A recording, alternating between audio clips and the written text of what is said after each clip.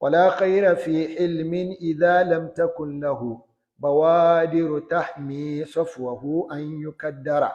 Yace la khaira fi ilmin, babu wani alkhairi fi ilmin a cikin hakurin mutum, idza lam takun lahu bawadiru, idan har mutum baya da subuta. Bawadir shine farkon abinka, farkon abu. Subuta ana fadiwa ta hanyar zargi, ana fadiwa ta hanyar kuma yabo.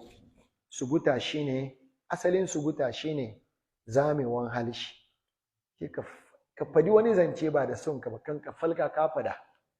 Idan Allah bai son bawa yana sa mai subuta da yawa, ko ya ce kaman yana fafadi ba hat kullum ya yi shi kuma ya ce wai ban gyara ba, ya fi min, na zo in gyara, na withdraw. To ya kamata hilminka yana da subuta. Menene subutan hilminka? Shine kaman ka tun yi reji amma wauta ka hankura. Yasa ana aikata wautan kana hankura. Shine kamar yadda yaro ya yi ma mamun, sai sarki kana damuwa, muna ci abinci mu mamana, yanzu ga na shiga kana mun subutan shi kenan.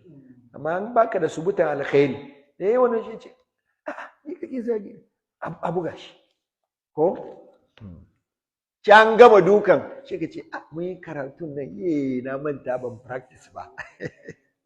Shi yasa idan hakurinka baya da subutan da tahmi safwahu, da ta kare maka tataccen tabi'unka, an yi kaddara kada ya gurbace.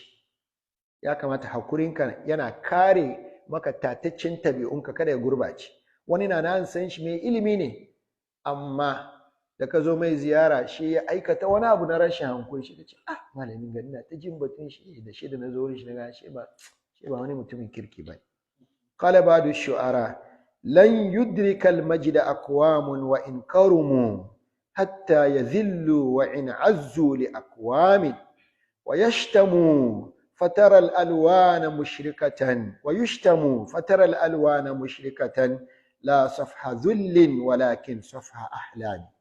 Yace lan yudrika al-majda aqwam, wasu mutane ba za su taba riskan daraja ba, wa in karumu, koda idan suna yawan alkhairi, hatta yazillu, hadde face sun kaskantar da kawunansu,